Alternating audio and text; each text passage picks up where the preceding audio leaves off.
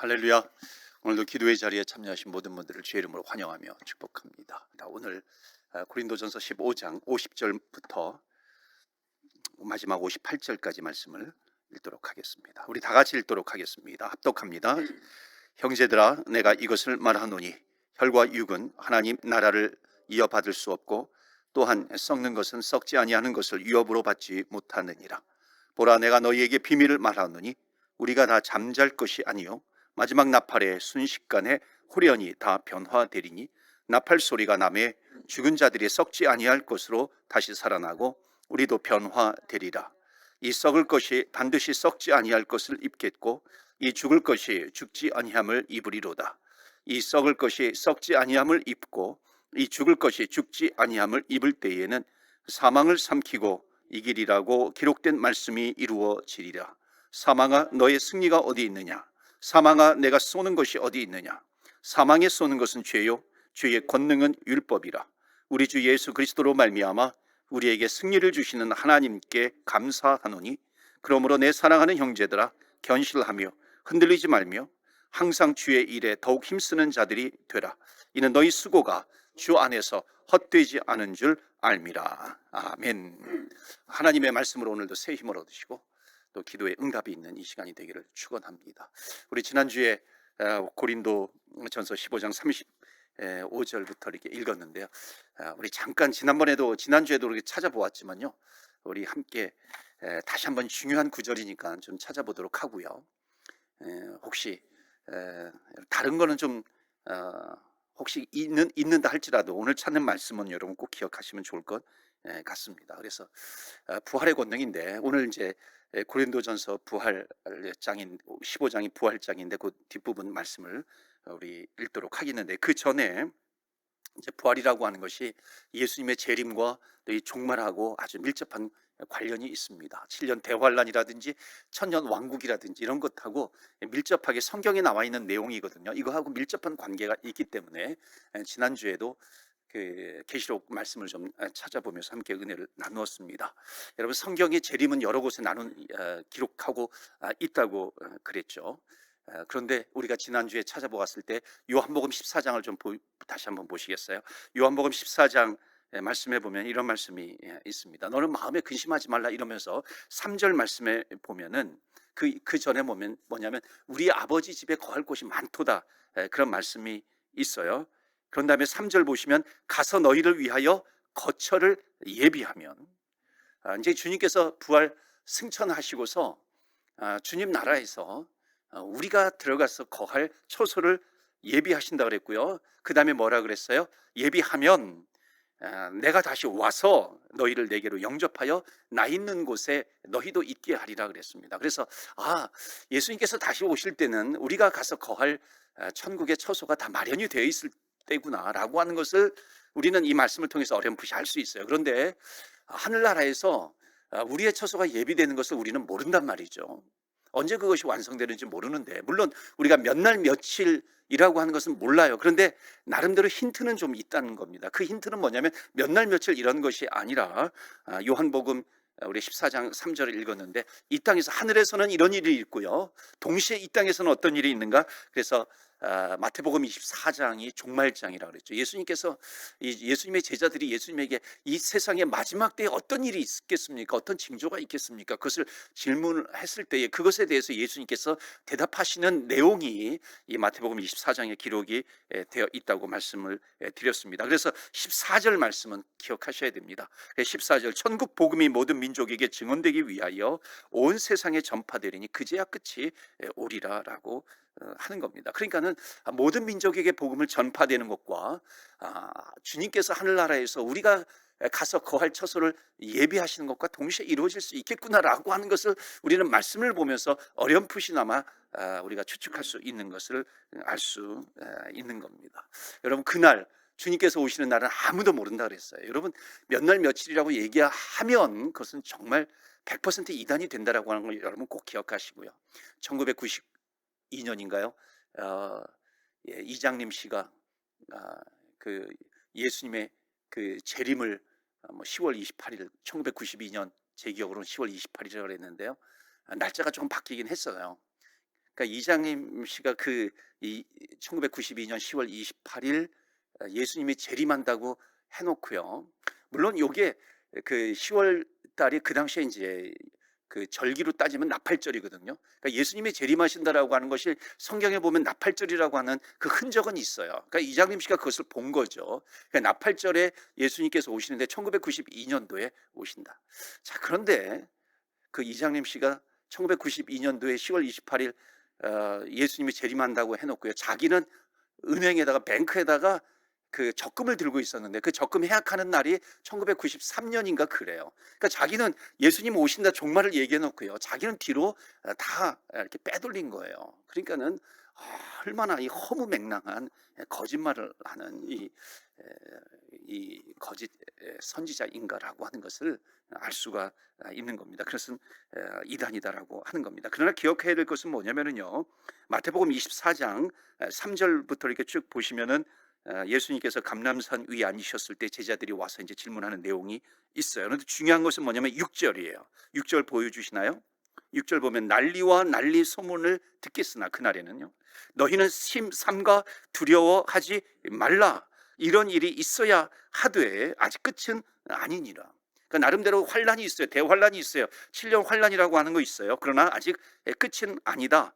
7절에 민족이 민족을 나라가 나라를 대적하여 일어나겠고 곳곳에 기근과 지진이 있으리라. 이 모든 것은 재난의 시작이니라. 9절 보시면 그때에 사람들이 너희를 환란에 넘겨 주겠으며, 그러니까 나름대로 이 대환란이 있다라고 하는 것을 암시하는 겁니다. 너희를 죽이리니, 그렇죠? 그러니까 믿음을 끝까지 지키는 자는 환란에 처할 수 있다라고 하는 것을 알려주고 있는 것이죠. 크고 작은 것은 있겠지만 지금도 우리가 예수님을 믿는데 나름대로 핍박이 있어요.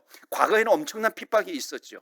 또 나름대로 그런 핍박이 있을 것이다라고 하는 것을 암시하고 있습니다. 그러면서 너희가 내 이름 때문에 모든 민족에게 미움을 받으리라라고 하는 겁니다. 그러니까 여러분, 이때에 마지막 예수님께서 재림하실 때에 그 환란이라고 하는 것은 그냥 이렇게 어줍지 않게 알게 되는 그런 환란이 아닙니다. 그러니까 누구나 다 알 수 있는 그런 환란 위에요. 그러니까 어떤 사람은 지금 이것이 대환란이다, 어떤 사람은 이것은 대환란이 아니다, 그러니까 이런 게 아니라고 하는 겁니다. 그러니까 그 당시에 이때 기록할 때는 분명히 뭔가 예수님을 믿지 못하게 하는 그런 환란이 있을 것이다라고 하는 것을 암시하고 있는 것입니다. 그러니까 지금도 우리가 얘기할 때 이것은 환란이다, 이것은 환란이 아니다, 이런 논쟁이 필요 없다라고 하는 거예요. 그러니까 여러분, 이게 굉장히 중요한 메시지입니다. 그러니까는 이런 환란이 있겠구나. 믿음을 지키는 자, 예수님을 믿는다고 하는 자들은 죽음에 처할 수밖에 없는 그런 일들이 일어날 수도 있겠구나라고 하는 것을 암시하고 있는 그런 내용이기도 합니다. 그래서 10절 말씀, 그때에 많은 사람이 실족하게 되어 서로 잡아주고 서로 미워하겠으며 거짓 선지자가 많이 일어나고 사람을 미워하고, 12절에 사랑이 식고요. 13절에 중요한 것은 뭐냐면 13절 14절이에요. 13절이 뭐예요? 그러나 끝까지 견디는 자는 구원을 얻으리라. 아멘. 그러니까 여러분, 지난주에도 제가 말씀드렸잖아요. 다른 것은 내가 잘 모른다 할지라도 7년 대환란 잘 모르겠어. 천국 뭐 천년 왕국 내가 잘 모르겠어. 무슨 뭐 흰 보좌 백보좌 심판 내가 잘 모르겠어. 무슨 공중에 예수님께서 공중 재림하시는 거, 내가 휴거되는 거, 그 시기는 잘 모르겠어요. 그러나 가장 중요한 공통 분모, 붙잡아야 될 것은 뭐예요? 본질적인 것은 뭐냐면 13절 같은 말씀이라는 거예요. 끝까지 견디는 자는 구원을 얻으리라. 그러니까 어떤 강한 핍박이 있든지 아니면 적은 유혹이 있든지 내가 끝까지 믿음을 지키면 되겠다. 이 본질은 절대로 놓치지 말자라고 하는 겁니다. 그래서 그런 부분이 있고요. 그래서 지난주에 7년 대환란을 말씀을 드렸습니다. 그래서 7년 대환란을 기준으로 해가지고 천년 왕국이 이루어진다라고 하는 것이 이제 요한계시록에 나와 있는 그런 말씀입니다. 그래서 요한계시록에 나와 있는 7년 대환란이라고 하는 것은요, 여러분 이제 이런 말씀들은 우리가 이제 그 공부하기가 집중적으로 이제 이렇게 공부하기가 이렇게 자주 하지는 못합니다. 그렇기 때문에 이럴 때에 한번 말씀을 찾아보시고요, 한번 읽어보시고 계시록에 이런 말씀들이 있구나라고 하는 것을 알고요. 그러나 가장 중요한 본질은 무엇인가라고 하는 것도 붙들고 그러면서 끝까지 믿음을 지켜 나가는 것입니다.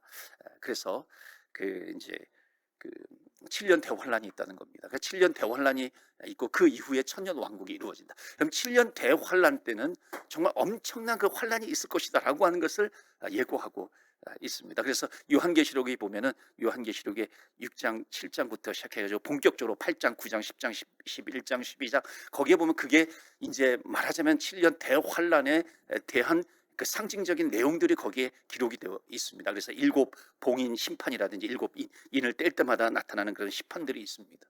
무슨 강들이 피로 변하고 순교자들의 피로 변하게 된다라고 하는 그런 내용들이 있고요. 7 나팔 심판이 있습니다. 나팔을 불 때마다 심판이 일어나고 있어요. 어마어마한 엄청난 그런 심판이 그 요한계시록에 기록이 되어 있습니다. 마지막에 7 대접 재앙 같은 것이 있습니다. 그래서 그런 재앙들이 있을 것인데 그러나 그 환란 7년 대환란을 끝까지 견디는 자 그때에 이제 마지막 즈음에 이제 주님께서 공중 재림하신다라고 하는 겁니다. 그러니까 주님께서 공중 재림하시면은 그때 대환란 때에 믿음을 끝까지 지키다가 순교를 당한 사람이 있습니다. 그럼 순교를 당한 사람들은 어떻게 해요?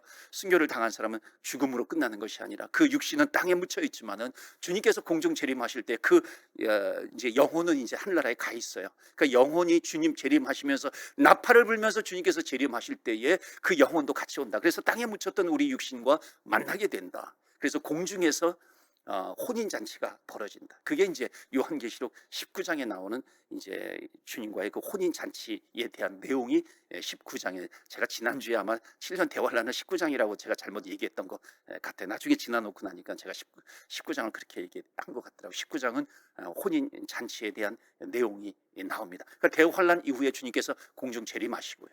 그때 순교를 당한 사람은 믿음을 끝까지 지키다가 죽은 사람, 또 지금도 믿음을 지키다가 예수님을 나의 구세주와 주님으로 영접하고 믿음 생활하다가 죽은 사람들이 있습니다. 사망한 사람들, 그 몸은 육신은 땅에 묻혀 있지만 이거는 뭐 1000년 전, 2000년, 3000년, 4000년 뭐 모세라든지 아브라함 때도 마찬가지입니다. 그때도 주님을 믿다가 하나님을 믿다가 그 몸은 썩어져서 땅에 묻혀 있지만 그 영혼은 천국에서 주님 재림하실 때 같이 내려와 만나게 된다라고 하는 그런 의미가 이제 의미로 요한계시록의 기록이 되어 있습니다. 그때까지 끝까지 죽지 않고 믿음을 지키다가 죽지 않은 사람은 그대로 주님 들려서 이 공중에 주님과의 혼인 잔치에 참여하게 된다는 내용이 나옵니다. 그러면서 천년 왕국이 진행이 되는 것이죠. 천년 왕국이 진행이 되고 그리고 이어서 이제 잠깐 이제 그 사탄이 이제 풀려날 때가 있다는 내용이 이제 요한계시록 20장에 나옵니다. 그래서 우리가 말씀을 좀 한번 좀 보겠는데요. 요한계시록 20장을 좀 찾아보시면요. 지난주에도 잠깐 읽었지만 한 번 더 읽도록 하겠습니다. 요한계시록 20장 1절입니다. 또 내가 봄에 천사가 무적갱의 열쇠와 큰 쇠사슬을 그의 손에 가지고 하늘로부터 내려와서 용을 잡으니 곧 옛뱀이요 마귀요 사탄이라 잡아서 1000년 동안 결박하여. 그러니까는 이 7년 대환란을 겪었어요. 그 다음에 이제 주님께서 재림하시고 이제 1000년 동안 결박을 사탄은 1000년 동안 결박을 하게 되는 것입니다. 자, 결박당하니까는 이 세상이 얼마나 좋은 세상이 되겠어요. 자, 3절 보시면요. 무적갱에 던져 넣어 잠그고 그 위에 임봉하여 1000년이 차도록 다시는 만국을 미혹하지 못하게 하였는데 그 후에는 반드시 잠깐 노일이라 하는 거예요. 또 내가 보자들을 보니 거기 앉은 자들이 있어 심판하는 권세를 받았더라. 또 내가 보니 예수를 증언함과 하나님의 말씀 때문에 목배임을 당한 자들의 영혼들과 그러니까 순교당한 거죠. 또 짐승과 그의 우상에게 경배하지 아니하고 그들의 이마와 손에 그의 표를 받지 아니한 자들이 살아서 그리스도와 더불어 1000년 동안 왕노릇 하리니 그랬습니다. 자, 그 나머지 죽은 자들은 5절 그 나머지 죽은 자들은 그 1000년이 차기까지 살지 못하더라. 이는 첫째 부활이라. 6절 이 첫째 부활에 참여하는 자들은 복이 있고 거룩하도다. 둘째 사망이 그들을 다스리는 권세가 없고 도리어 그들이 하나님과 그리스도 제사장이 되어 1000년 동안 그리스도와 더불어 왕노릇하리라 하는 겁니다. 그러니까 이 1000년 동안 왕노릇하리라라고 하는 이 1000년 왕국 이전에 대환란이 있다는 것이죠. 그 대환란 때에 나타나는 내용들이 이제 많이 요한계시록에 기록이 되어 있어서 이런 부분들이 상징적으로 기록이 되어 있기도 하고요. 그래서 그걸 가지고서 여러 가지로 이제 해석을 하게 되는 겁니다. 그 가운데 하나가 뭐냐면은 이제 그 순교를 당하기도 하고 또는 그 짐승의 표를 받게 되는 일들도 이제 나타나게 되는 거고요.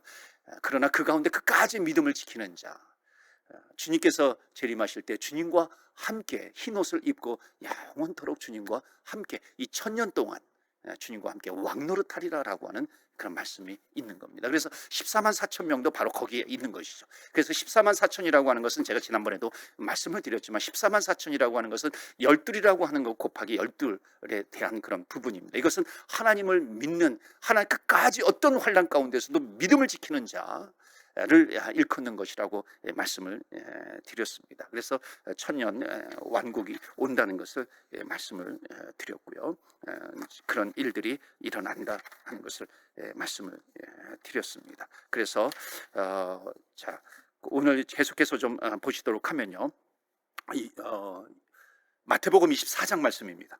마태복음 24장 29절부터 31절까지 말씀을 보시면은 그날 환난 후에 즉시 해가 어두워지며 달이 빛을 내지 아니하며 별들이 하늘에서 떨어지며 하늘의 권능들이 흔들리리라. 그때에 인자의 징조가 하늘에서 보이겠고 그때에 땅의 모든 족속들이 통곡하며 그들이 인자가 구름을 타고 능력과 큰 영광으로 오는 것을 보리라. 그가 큰 나팔 소리와 함께 천사들을 보내리니 그들이 그의 택하신 자들을 하늘 이 끝에서 저 끝까지 사방에서 모으리라. 그러니까 주님께서 재림하시는 모습입니다. 그러니까 주님께서 나팔을 불면서 재림하실 때에 이 땅에 끝까지 믿음을 지키는 자, 그 주님을 만나게 된다는 그런 말씀입니다. 그리고 1000년 왕국 주님과 함께 1000년 동안 다스리리라 라고 하는 그런 말씀을 하고 있는 겁니다. 자, 그런데 아까도 우리가 읽었지만 1000년 왕국이 끝날 때가 있다는 겁니다.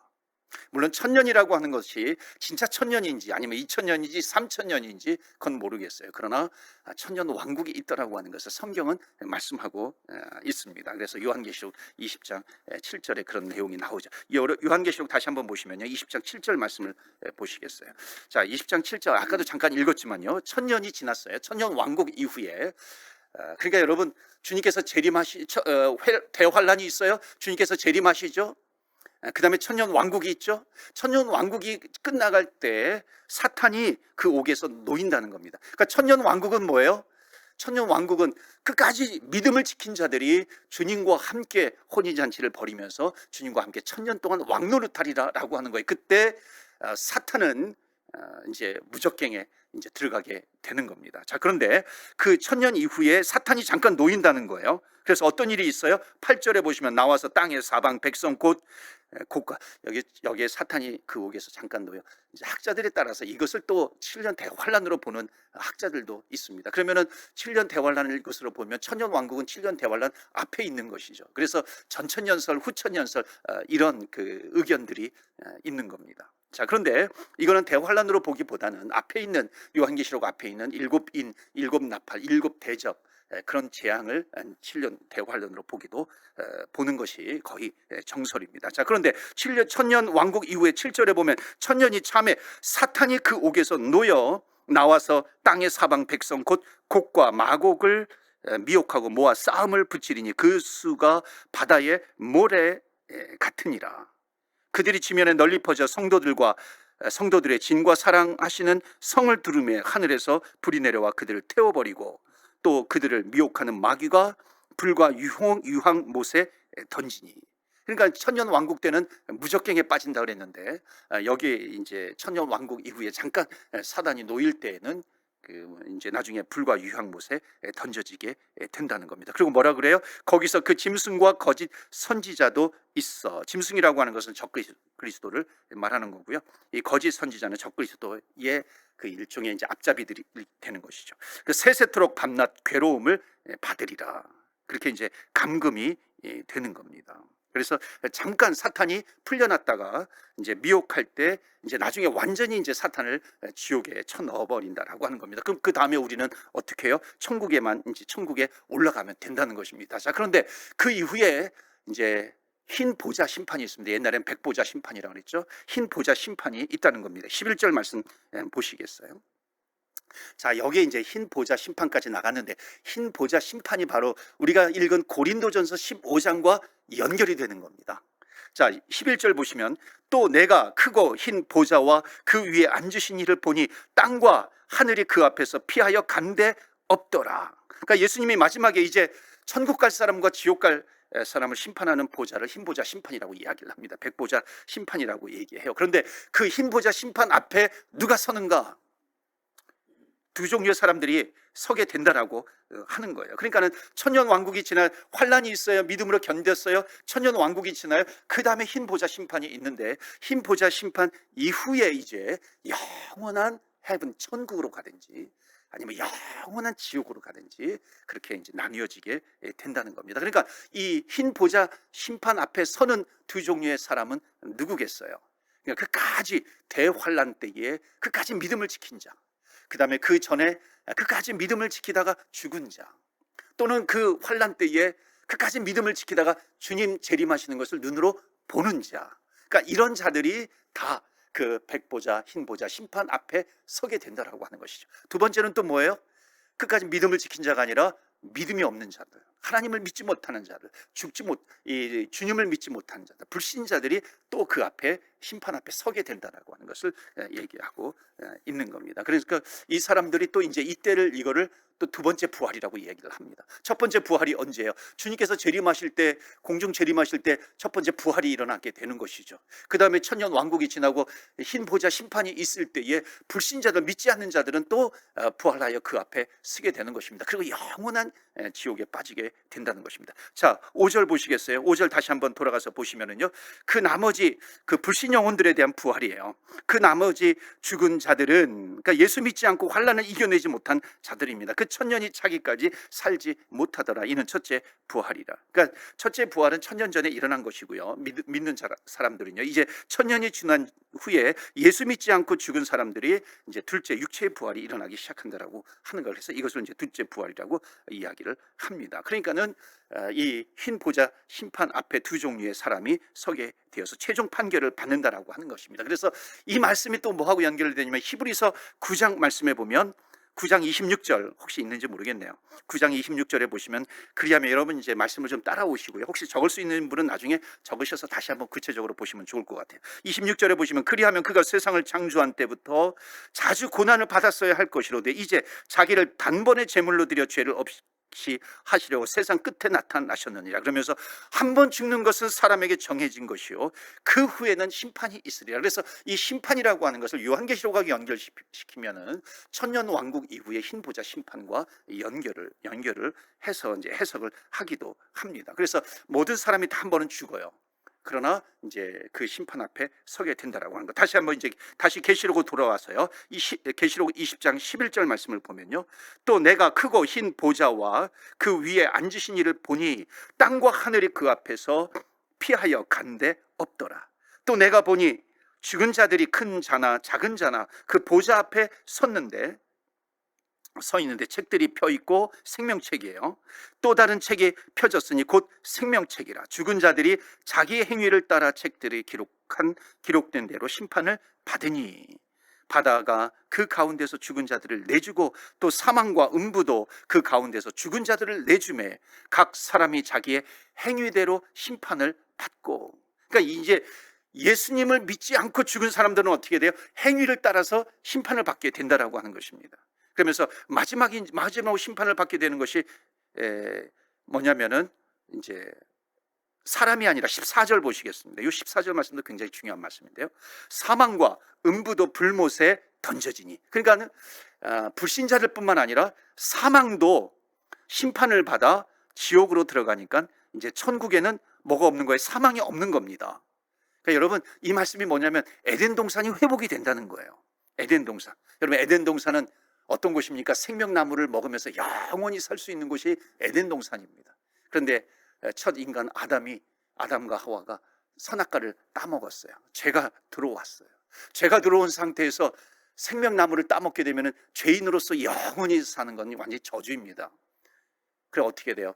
에덴 동산에서 쫓겨나게 되는 겁니다. 에덴 동산에서 쫓겨나니까는 생명나무를 먹지 못하게 되는 것이죠. 결국 무엇이 왔어요? 사망이 오게 된 겁니다. 죽음이 오게 된 겁니다. 그러나 이제 천년왕국 이후에 이제 흰 보좌 심판 이후에 뭐가 없어졌어요? 사망이 없어졌다라고 하는 것은 에덴 동산이 다시 회복이 되었다는 겁니다. 그래서 창세기 1장, 2장, 3장이 요한계시록 20장하고 연결이 되는 것이 바로 이제 이런 의미가 되는 겁니다. 그래서 15절 말씀 보실까요? 14절 끝에 이것은 둘째 사망 곧 불못이라. 이 15절에 누구든지 생명책에 기록되지 못한 자는 불못에 던져지더라. 그래서 아까 앞에 보시면 12절에 보면 책들이 있어요. 책이 두 종류가 있다는 것입니다. 하나는 뭐냐면 불못에 빠지는 영원히 지옥으로 가는 그 이름이 기록되어 있는 책이고, 하나는 생명책으로서 영원히 이제 주님과 함께 천국에 거할 그런 이름이 생명책에 기록이 되어 있다는 것입니다. 여러분, 지금까지 지금 말씀드린 것이 어찌 보면은 이제 부활과 이제 예수님의 재림과 심판과 환란과 재림과 또 천년 왕국과 또 흰 보좌 심판, 그리고 영원한 천국, 영원한 지옥, 이것에 대한 말씀을 드린 겁니다.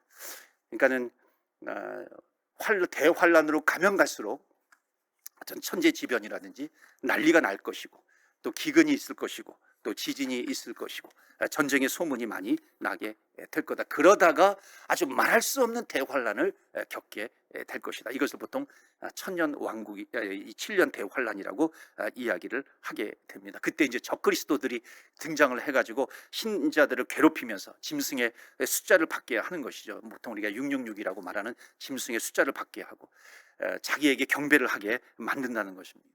그러나 그때 끝까지 견디는 자, 어떻게 돼요? 견디는 자는 주님께서 공중 재림하실 때에 이제 혼인잔치에 참여하게 된다는 것입니다. 그때 이제 나팔 불면서 이제 주님께서 재림하시게 될 때에 죽은 자는 죽어도 살겠고, 살아서 믿는 자는, 살아서 주님의 재림을 맞이하는 자는 그대로 올라가서 공중에서 주님과 혼인잔치를 벌인다라고 하는 내용을 말씀하고 있는 겁니다. 그 이후에 이제 천년 왕국이 진행이 됩니다. 천년 동안 새 하늘과 새 땅에서 천년 동안 왕노릇 하시고, 그러니까 천년 왕국이라고 하는 것은 어찌 보면 성경을 보면 천년 왕국은 이 땅에서 이루어지는 겁니다. 그러니까 천년 왕국이 이 땅에서 이루어질 때 우리가 그리스도와 함께 주의 나라에서 왕노릇하게 된다라고 하는 것. 사탄은 무적행에 이제 결박시켜 두셨다. 그런데 뭐라 그래요? 사탄이 잠깐 풀릴 때가 있다는 겁니다.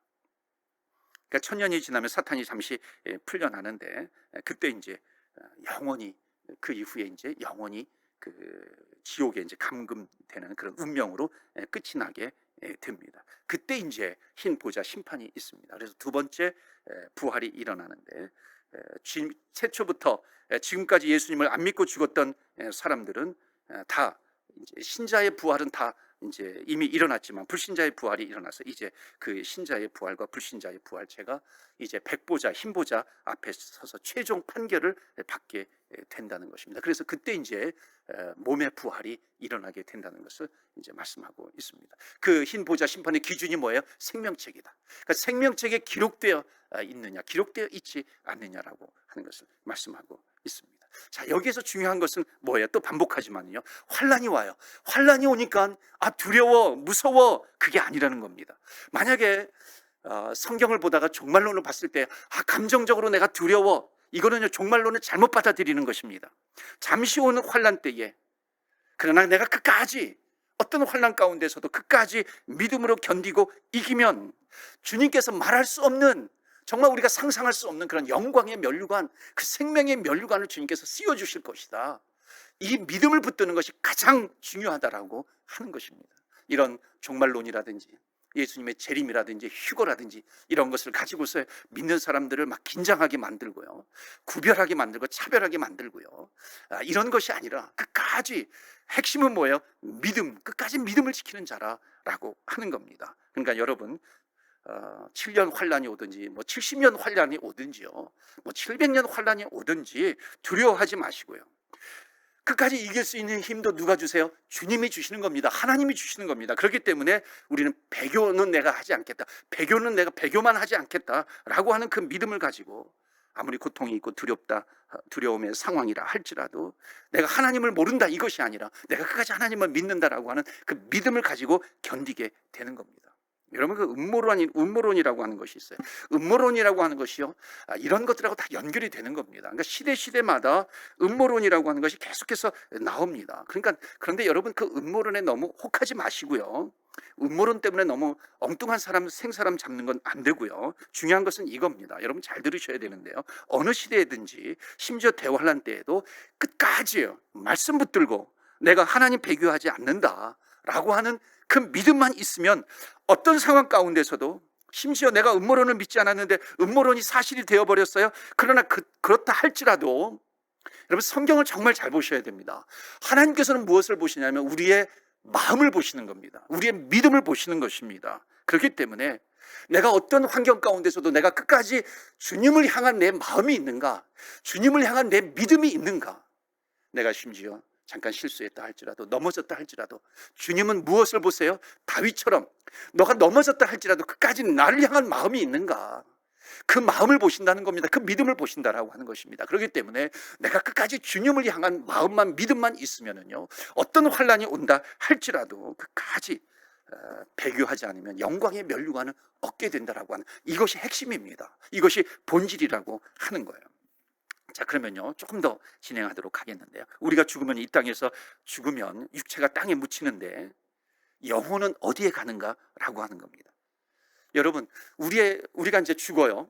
이렇게 죽으면 우리의 몸은 땅에 묻히잖아요. 우리가 이제 장례식도 거행하고 그렇게 하면 여러 가지 예식도 하게 됩니다. 그때 예식을 할 때 취토라고 하는 것을 합니다. 취토가 뭐냐면은 이제 흙을 뿌리는 거잖아요. 흙을 뿌리면서 우리의 몸은 흙으로 돌아간다라고 하는 그런 예식을 합니다. 그러나 이제 우리의 영혼은 어떻게 되는 것인가 하는 겁니다. 그게 이제 우리가 늘 궁금해하는 것 아니겠습니까? 또 육체가 이게 부활을 해요.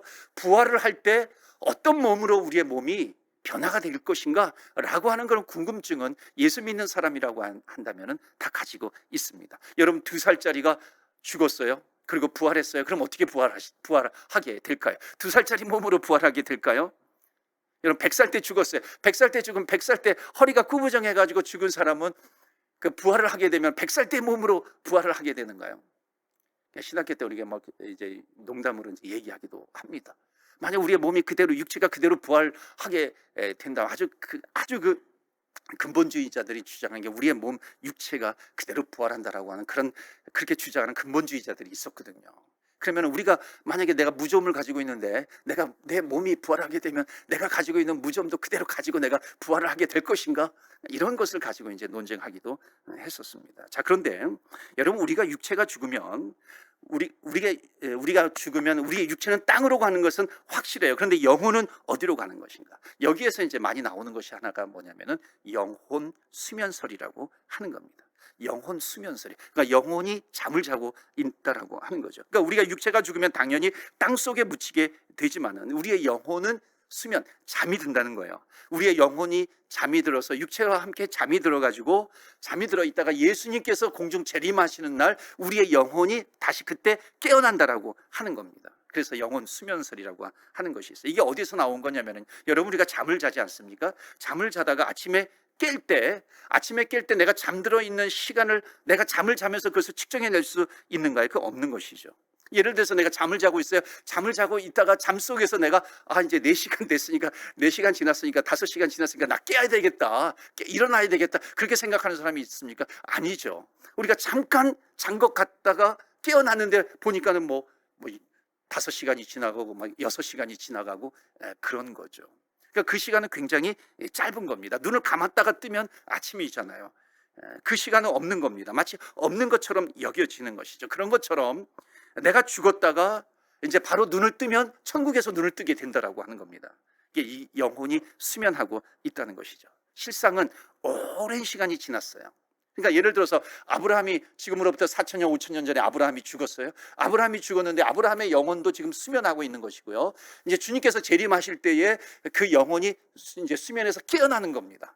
그때 그 당시의 사람들과 또는 우리들과 같이 깨어나게 되는 것이죠. 그때 주님께서 재림하시면은 아브라함이라든지 모세라든지 하나님을 믿고 이제 천국에 갈 사람들이 같이 그때 동시에 깨어나게 되는 것. 우리의 영혼이 깨어난다. 그래서 부활한다. 이게 이제 영혼 수면설입니다. 그와 함께 또 하나가 있습니다. 근데 이것보다도 훨씬 많은 구절이 성경에 나오는 것이 뭐냐면은 이겁니다. 아까도 잠깐 말씀드렸지만 우리의 육체는 땅에 묻히고 우리의 영혼은 바로 천국에 또는 지옥에 간다라고 하는 것. 이런 것이 많이 나오죠. 예를 들면은 예수님이 직접 말씀하신 것이 뭐냐면 누가복음 16장 말씀에 보면 부자와 거지 나사로 비유가 있지 않습니까? 거기에 보면은 이제 부자와 거지 나사로가 죽었을 때에 바로 그 영혼이 천국과 지옥으로 가게 된다라고 하는 겁니다. 그런 내용이 있어요. 그래서 성경 보시면은요 그 말씀이 있습니다. 어디에 있냐면은 한번 보시겠어요? 누가복음 16장 28절 말씀 보시겠어요? 누가복음 16장에 이제 19절부터 이제 계속 이제 부자와 거지 나사로가 이제 죽은 다음에 천국에 가고 아브라함이 이 아브라함 앞에 가게 되고요. 그다음에 이 부자가 나사로에게 그 내 아버지 집에 이제 보내소서 그런 내용이 있습니다. 그게 이제 28절 보세요. 내 형제 다섯이 있으니 그들에게 증언하게 하여. 그러니까 지금 밑에 나는 지금 죽어서 내 영혼은 지금 천국에 지옥에 있어요. 그런데 지금 내 형제 다섯이 있으니까 이 땅에 내 형제 다섯이 있는 거예요. 그들에게 증언하게 하여 그들로 이 고통받는 곳에 오지 않게 하소서 그런 겁니다. 그러니까 아브라함이시여 저 나사로를 내 형제에게 보내서 다섯이 있는데 이곳으로 오지 말게 해달라 부탁을 하는 겁니다. 주님을 잘 믿게 해달라 그런 경우죠. 이것을 좀 얘기해달라라고 하는 겁니다. 자, 그런데 이거는 뭐냐면은요, 이 땅의 사람들은 아직까지 살아가고 있는데 죽은 사람이 천국과 지옥에 가 있더라고 하는 것이죠. 그러니까 만약에는 우리의 영혼과 우리의 몸이 동시에 천국과 지옥에 간다고 한다면은 그때는 이미 천년 왕국이 지나죠. 신보자 심판이 있게 되는 것이죠. 그때 그 당시에는 이 땅에는 그 심판 이후에는 그 이 땅에는 아무 사람들이 없단 말이죠. 그러니까는 거진 이 나사로를 보내가지고 이 땅에 있는 내 형제들에게 좀 알려줘라라고 하는 것은 이 앞뒤가 좀 맞지 않는 그런 내용들이 있는 겁니다. 또 하나 뭐냐면 예수님께서 십자가에 달려 돌아가실 때 오른편에 있는 강도에게 너는 오늘 나와 함께 낙원에 있으리라 그렇게 말씀을 합니다. 그렇기 때문에 우리가 죽었을 때 우리의 몸은 흙으로 돌아가지만은 우리의 영혼은 부활하게 된다라고 하는 것을 성경에 말씀하고 있습니다. 그런 내용들이 쭉 있죠. 그래서 그러다가 이제 주님께서 재림하실 때에 나팔 불면서 재림하실 때에 그 영혼과 우리의 몸이 만나게 된다. 우리의 육체가 만나게 된다. 그러면서 천년 왕국, 천년 동안 주님과 함께 왕노릇하게 될 것이다. 그 다음에 이제 흰 보좌 심판을 만나게 된다라고 하는 내용이 나옵니다. 그러니까 중요한 것은 뭐냐면은 영혼과 육신이 만나서 혼인잔치하고 천년 왕국과 그다음 백보자 심판 이후에 영원한 말할 수 없는 정말 상상할 수 없는 영원한 천국으로 우리가 들어가게 된다는 것입니다. 사랑하는 성도 여러분, 그곳에서 만날 수 있기를 축원합니다. 우리는 만나야 되는 것 아니겠어요? 우리는 만날 수 있는 것입니다. 우리는 그 믿음을 가지고 끝까지 믿음 생활을 하는 것입니다. 어떤 환난 가운데서도 우리 영원한 천국을 주님께서 마련하셨는데 우리는 그곳에 가서 영원히 만나게 될 것입니다. 그러니까 여기에서 이제 또 말씀드리고 싶은 내용이 이제 타임, 시간에 대한 내용입니다. 그러니까 이 땅에서의 시간과 그것은 크로노스라 그랬죠. 천국에서의 시간은 카이로스라 그랬습니다. 이 땅에서 시간은 수평적으로 펼쳐지는 시간이지만요, 천국에서의 시간은 수직적인 그런 시간이다. 그때는 모든 영혼들이 다 만나게 된다는, 모든 부활한 몸으로 동시에 다 만나게 된다는 것을 말씀을 드렸죠. 자, 그렇다면요, 또 하나 질문이 있습니다. 우리의 궁금증이면 뭐냐면 부활할 때 어떤 모습으로 부활하게 될 것인가? 이것도 굉장히 중요한 내용인데요. 2살짜리가 2살로 부활하고 100세 노인이 100세로 부활을 하게 된다면 여러분 이렇게 생각하는 사람이 있어요. 나는 그러면은 가장 젊었을 때, 가장 내가 컨디션이 좋았을 때, 예를 들어서 뭐 내가 20대 30대에 내가 가장 건강할 때 나는 부활하겠다, 그렇게 되면은 이건 말이 안 되잖아요. 그렇죠? 그러니까 지금의 모습으로 부활하는 것은 아닐 아닙니다. 그렇게 주장하는 사람이 있었어요. 그러니까 우리가 부활할 때 어떤 모습으로 부활할까? 이 땅에서 내가 살아갈 때 가장 멋있었을 때 그 정점에 있는 모습으로 내가 부활한다. 이건 정말 잘못된 그런 주장이기도 하죠. 그럼 이 세상에서 살아갈 때 가장 계속해서 멋이 없었던 사람은 어떻게 하겠어요? 멋이 없는 사람은 그 멋이 없는 모습으로 부활을 할까요? 그렇지 않더라고 하는 것입니다. 자, 그래서 이제 이 고린도전서 15장 말씀입니다. 고린도전서 15장이 이제 대답을 하고 있는 거예요. 여기에 보시면은요, 이제 우리가 부활할 때 어떤 모습으로 등장하게 되는가? 자, 우리가 50절부터 읽었지만 우리 앞으로 좀 돌아가서 35절부터 한번 보겠습니다. 고린도전서 15장 35절입니다. 이제 결론을 좀 맺겠는데요. 35절에 누가 묻기를 죽은 자들이 어떻게 다시 살아나며 어떠한 몸으로 오느냐 하리니, 이렇게 묻죠. 어떤 몸이 되느냐? 부활할 때에 이 질문에 이제 바울은, 고린도전서를 바울이 썼으니까 바울은 뒤에 어떻게 설명하고 있냐면요, 땅에 속한 형체가 있고 하늘에 속한 형체가 있다 이야기합니다. 자, 36절부터 38절까지 보겠어요. 36절, 어리석은 자여, 너가 뿌리는 씨가 죽지 않으면 살아나지 못하겠고, 또 너가 뿌리는 것은 장래의 형체를 뿌리는 것이 아니요, 아니라 그랬어요. 다만 밀이나 다른 것의 알맹이 뿐이로다. 하나님이 그 뜻대로 그에게 형체를 주시되 각 종자에게 그 형체를 주시느니라. 자, 이게 무슨 비유를 하고 있냐면요, 땅에 있는 형체, 하늘에 있는 형체를 말하면서 씨앗과 씨앗의 실제적인 그 형체를 비유하고 있는 겁니다. 그러니까 여러분, 말하자면 겨자씨가 있고 겨자나무가 있어요. 여러분, 겨자씨는 아주 작아요. 보이지 않아요. 그런데 그게 부활할 때 이제 그것이 나중에 어떻게 돼요? 겨자나무가 되고요, 또는 울창한 나무가 되고요, 나뭇잎이 울창하고요, 새들이 와서 쉬기도 하고요, 그렇게 변화가 되는 겁니다. 사과씨가 있어요. 사과씨가 어떻게 변해요? 사과나무로 변하는 겁니다. 정말 상상할 수 없는 그런 모습으로 변하게 되는 것이죠. 그래서 36절 37절이 그것에 연결되는 겁니다. 어리석은 자여, 너가 뿌리는 씨가 죽지 않으면 살아나지 못하겠고, 너가 뿌리는 것은 장래의 형체를 뿌리는 것이 아니다. 그러니까 장래의 형체와 그 씨는 완전히 다르잖아요. 그러니까 이 겨자씨와 겨자나무가 다르듯이 다르게 된다는 겁니다. 새들도 깃들 수 있는 그런 나무가 되는 것이죠. 그러니까 이 땅의 모습은 씨앗이에요. 부활의 모습은 뭐예요? 그 씨앗의 본래 모습, 그 안에 담겨져 있는 것이죠. 그것이 나무가 되는 그런 모습이 부활의 형체다라고 하는 겁니다. 자, 그러면은 우리가 쉽게 말하면 우리가 부활할 때 부활하는 모습이 지금의 모습이 되는 건가요? 그렇지 않은 겁니다. 그러니까 우리의 모습은 씨앗 정도밖에 되지 않는 거예요. 이 고린도전서 15장 36, 37, 38절에 의하면요, 씨앗 정도밖에 되는 것이 아니고요, 부활할 때의 우리의 형체는 정말 더 영광스러운 모습으로 변화가 된다라고 하는 겁니다. 상상할 수 없을 정도로. 여러분, 겨자씨인데 이 겨자씨 나무가 되는 것을 상상이나 할 수 있겠어요?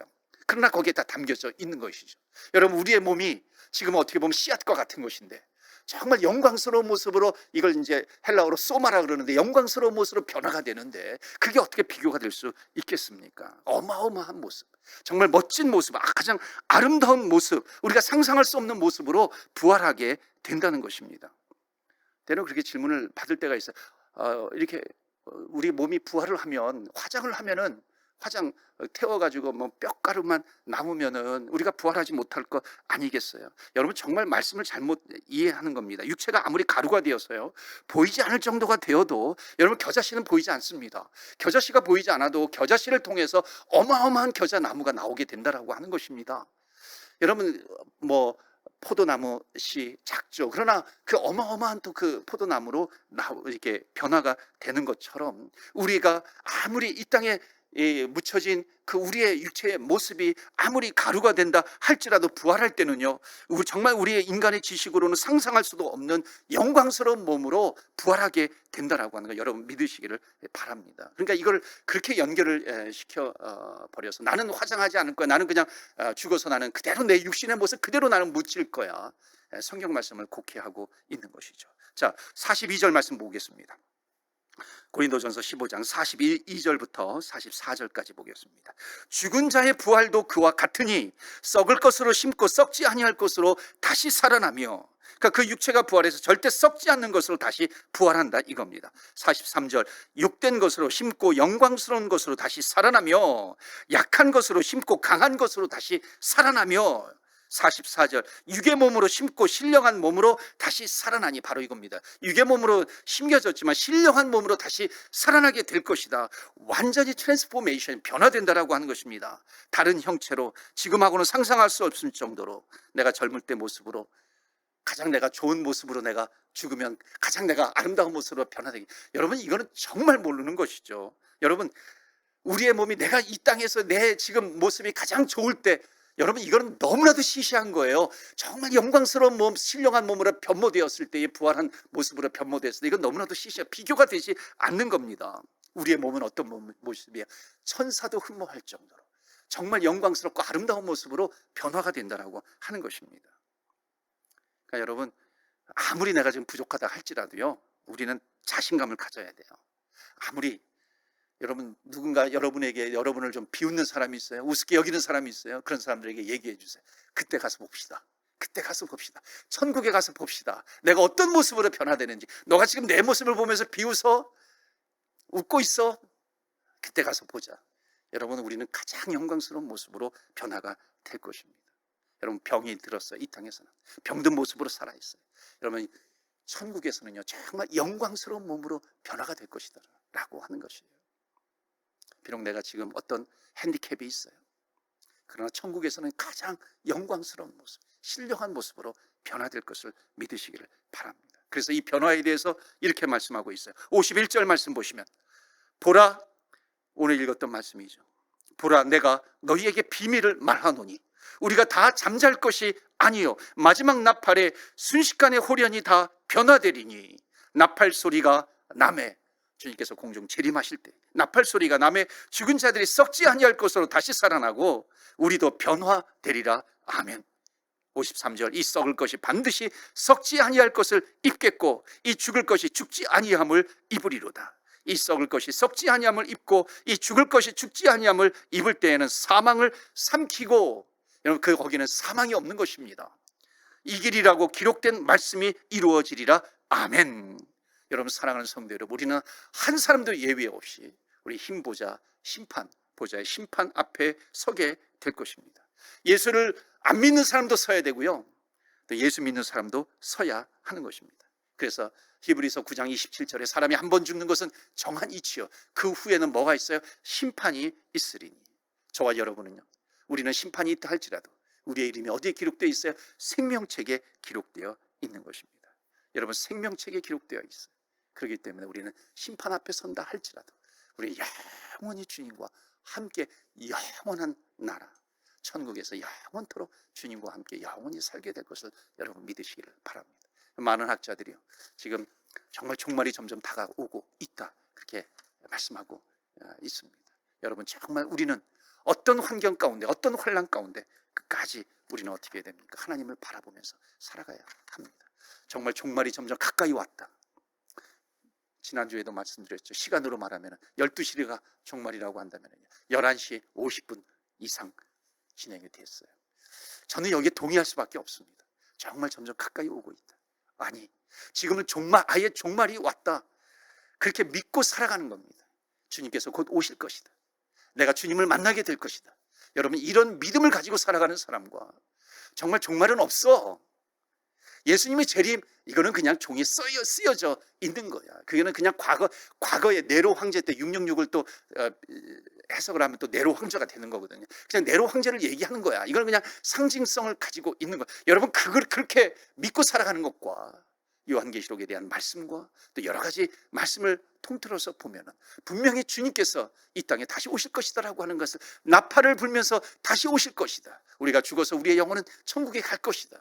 우리가 주님을 맞이할 때에 내가 죽었다 할지라도 죽어서 믿는 자 다시 살아나게 될 것이고, 살아서 믿는 자 주님과 함께 영원히 살게 될 것이다. 혼인잔치 자리에 참여하게 될 것이고, 어떤 힘보자 심판 앞에서도 우리는 천국에서 주님과 함께 생명책에 기록되어 있기 때문에 그렇게 주님의 나라에 들어가게 될 것이다. 이 믿음을 가지고 살아가는 사람과 여러분, 이 세상에서 살아갈 때 누가 끝까지 믿음을 지키고 살아가겠습니까? 여러분, 우리는 믿음을 가지고 살아가야 할 줄로 믿습니다. 그렇기 때문에 종말을 맞이하는 사람들은요, 어떻게 살아야 되는가? 본질을 놓치면 안 됩니다. 본질적인 것 붙들고요, 비본질적인 것은 폭넓게 좀 보면서요, 본질을 놓치지 않도록 해야 됩니다. 그 본질이 무엇입니까? 바로 이 고린도전서 15장 58절 마지막 말씀입니다. 그러므로 내 사랑하는 형제들아, 견실하며 견고하며 흔들리지 말며 항상 주의 일에 더욱 힘쓰는 자들이 되라. 그러면 너의 수고가 결단코 헛되지 아니할 것이다. 여러분, 어떤 환난 가운데 있다 할지라도 견고하며 흔들리지 말며 나에게 맡겨주신 일들을 감당하는 것입니다. 주님이 10월 28일 날 온다고 해가지고 집 팔고 논 팔고 다 밭 팔고 모든 거 재산 다 팔고 주님 재림한다고 산에 올라가가지고 맞이하는, 이것이 아니라고 하는 겁니다. 여러분, 정말 성경을 잘 제대로 보면은요, 이 결론이 무엇인가, 우리가 붙들어야 될 것이 무엇인가. 58절, 그러므로 내 사랑하는 형제들아, 견고하며 흔들리지 말라는 겁니다. 항상 주의 일에 더욱 힘쓰는 자들이 되라. 주님께서 말씀하시는 겁니다. 여러분, 흔들리지 마시기를 바랍니다. 이게 종말을 지내는, 맞이하는 가장 중요한 자세다라고 하는 겁니다. 7년 대환란 또는 700년 70년 대환란, 그 환란을 지나가는 가장 중요한 방법이다라고 하는 것을 말씀하고 있습니다. 여러분, 예수님께서 분명히 말씀하셨어요. 너희들이 환란을 당하나 담대하라. 뭐라 그래요? 내가 세상을 이겼노라. 주님께서 이기셨기 때문에 우리는 담대하게 지나갈 수 있는 것입니다. 그렇기 때문에 우리가 그때 고백할 수 있는 것은 오늘 고린도전서 15장 57절 말씀, 우리 주 예수 그리스도로 말미암아 우리에게 승리를 주시는 주님께 감사하노니. 여러분, 모든 것을 이기게 하시는 분은 누구예요? 주님이세요. 예수님이세요. 너희가 환난을 당하나 담대하라. 왜? 내가 이겨놓았다 이거예요. 우리는 이긴 싸움을 하는 것입니다. 그렇기 때문에 너희들 놀라지 말라, 두려워하지 말라. 너희들이 불 가운데 지날지라도, 물 가운데 지난다 할지라도, 너희들이 광야 가운데 지난다 할지라도, 7년 대환란 아니 70년 대환란이 올지라도 염려하지 말라. 내가 싸워주겠다라고 하는 겁니다. 그렇기 때문에 우리는 끝까지 주님을 바라보고 주님을 붙들고 주님의 말씀을 붙들고, 내가 어떠한 환경 가운데서도 내가 주님을 믿는 이 믿음 놓지 않겠습니다. 그 믿음을 가지고 살아가게 되면 승리하게 되는 것입니다. 여러분, 우리는 시간이 없어요. 고민할 시간이 없습니다. 흔들릴 시간이 없어요. 넘어질 시간이 없습니다. 죄를 지을 시간이 없는 것입니다. 우리는 어떻게 돼요? 주님께서 오신다는 것을 믿고 견고하게 흔들리지 말며 항상 주의 일에 더욱 힘쓰는 자들이 되어야 한다는 것입니다. 여러분, 흔들리지 마시고요, 끝까지 주님 붙들고서 승리하시는 저와 여러분 되시기를 주의 이름으로 축원합니다. 아멘.